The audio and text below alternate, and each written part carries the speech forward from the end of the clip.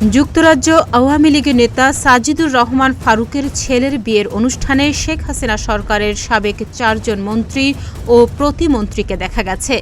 লন্ডনের ওটু এলাকায় স্থানীয় সময় রোববার ইন্টারকন্টিনেন্টাল হোটেলে ওই বিয়ের অনুষ্ঠানের আয়োজন করা হয়।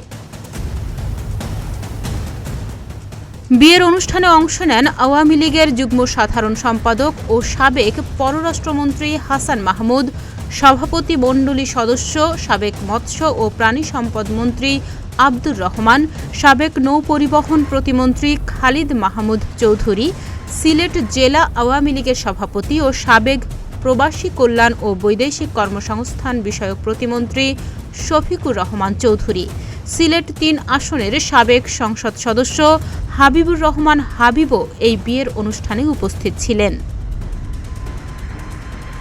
গত বছরের ৫ আগস্ট গণঅভ্যুত্থানে ক্ষমতাচ্যুত আওয়ামী লীগ সরকারের সাবেক ৪ মন্ত্রী প্রতিমন্ত্রীকে এই প্রথম একসঙ্গে কোনো অনুষ্ঠানে দেখা গেল।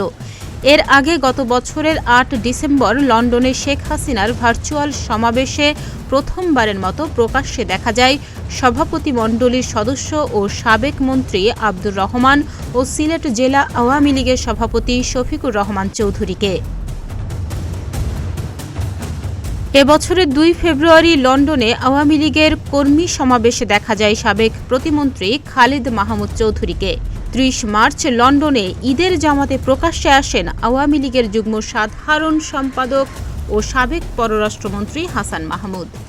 আগে থেকে গুঞ্জন ছিল তিনি বেলজিয়ামে ছিলেন। লন্ডনে অধ্যয়নরত ছেলের সঙ্গে ঈদ করতে তিনি লন্ডনে আসেন।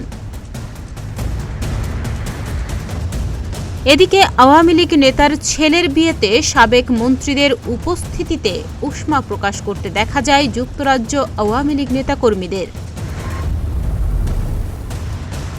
তাহনিয়া ইয়াসমিন, প্রতিদিনের বাংলাদেশ।